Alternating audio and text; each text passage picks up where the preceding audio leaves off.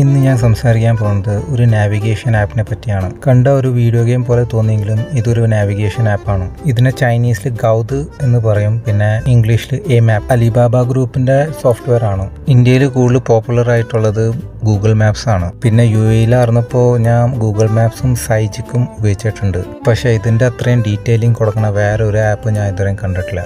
ഇതിൽ നമുക്ക് real time സിഗ്നലിന്റെ ടൈമിംഗ് കാണിക്കും. ഇപ്പം ഈ കൗണ്ട് ഡൗൺ നടക്കുന്നത് റെഡ് ലൈറ്റ് എപ്പോൾ തീരുമെന്നാണ്. സോ നമുക്ക് ഫുൾ ടൈം സിഗ്നൽ നോക്കിയിരിക്കേണ്ട ആവശ്യമില്ല.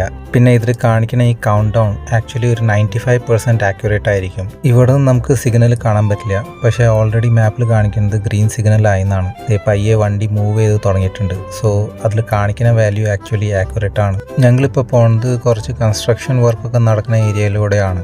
ഈവൻ അങ്ങനത്തെ ഏരിയ കൂടെ ട്രാവൽ ചെയ്യാൻ പോലും ഇത് കറക്റ്റായിട്ട് ഞങ്ങൾക്ക് നാവിഗേറ്റ് ചെയ്ത് തരും. മറ്റ് നാവിഗേഷൻ ആപ്പ് ഉപയോഗിച്ചപ്പോൾ എനിക്ക് ഉണ്ടായ പ്രശ്നം എന്ന് വെച്ചാൽ നമ്മൾ ഏത് ലെയിനിലാണ് പോണേന്ന് മാപ്പിന് അറിയാൻ പറ്റണില്ല. അപ്പോൾ നമ്മൾ നാവിഗേഷൻ ആപ്പ് ശ്രദ്ധിച്ചില്ലെങ്കിൽ ചിലപ്പോൾ എക്സിറ്റ് മിസ്സായി പോകും. പക്ഷേ ഇതിൽ അങ്ങനത്തെ പ്രശ്നം വരാറില്ല, കാരണം ഇതിൽ വാർണിംഗ് തന്നുകൊണ്ടേയിരിക്കും. ഇപ്പോൾ നമ്മൾ പോണ വഴിക്ക് 2-3 സിഗ്നൽ ഒരേ സമയത്ത് ഗ്രീൻ ആയെന്ന് വിചാരിക്കുക.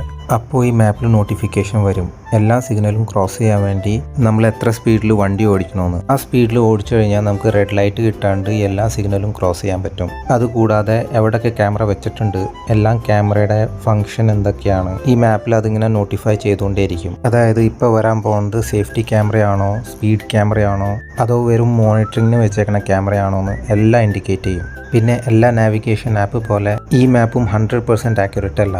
ഇതിലും കുറേ ഇടയ്ക്കിടയ്ക്ക് ഗ്ലിച്ചസ് വരും. പിന്നെ ഇതിൻ്റെ എല്ലാ ഫങ്ഷൻസും ചൈനയിൽ മാത്രമേ ഉപയോഗിക്കാൻ പറ്റുള്ളൂ. ബട്ട് ഓവറോൾ ഒരു 80% ആൾക്കാർ ചൈനയിൽ ഈ മാപ്പാണ് ഉപയോഗിക്കുന്നത്. ഇതിനുള്ള ഏറ്റവും വലിയ പ്രശ്നം എന്ന് വെച്ചാൽ ഇതൊന്നും ഉപയോഗിച്ച് കഴിഞ്ഞാൽ പിന്നെ വേറെ ഒരു ആപ്പ് ഉപയോഗിക്കാൻ തോന്നില്ല. ചൈനയിൽ ഈ മാപ്പ് ഉപയോഗിച്ച് ഞാൻ നാട്ടിൽ പോയപ്പോൾ ഗൂഗിൾ മാപ്പ് ഉപയോഗിച്ചു. സത്യം പറയാലോ, ശരിക്കും കഷ്ടപ്പെട്ടു. ഇതുപോലത്തെ മാപ്പോ അല്ലെങ്കിൽ ഇതിനേക്കാൾ ബെറ്റർ ആയിട്ടുള്ള മാപ്പ് ഉണ്ടെങ്കിൽ ഒന്ന് കമൻറ്റ് ചെയ്ത് അറിയിക്കണേ. ഞങ്ങൾക്ക് ഭാവിയിൽ ഉപയോഗം വരും. മാപ്പിൽ ഫ്രണ്ടിൽ ഒരു ബ്ലോക്കേജ് കാണിക്കുന്നുണ്ട്. നമുക്കൊന്ന് സൂം ഔട്ട് ചെയ്ത് നോക്കിയാലോ എന്താണ് അത് കാണിക്കണേന്ന്. ഒരു വണ്ടി റിപ്പയർ ആയി കിടക്കുന്നതാണ്. ഇത്രയും റിയൽ ടൈം ഡാറ്റ ഇവരെങ്ങനെ ഡിസ്പ്ലേ ചെയ്യണമെന്നാണ് ഞാൻ ആലോചിക്കുന്നത്.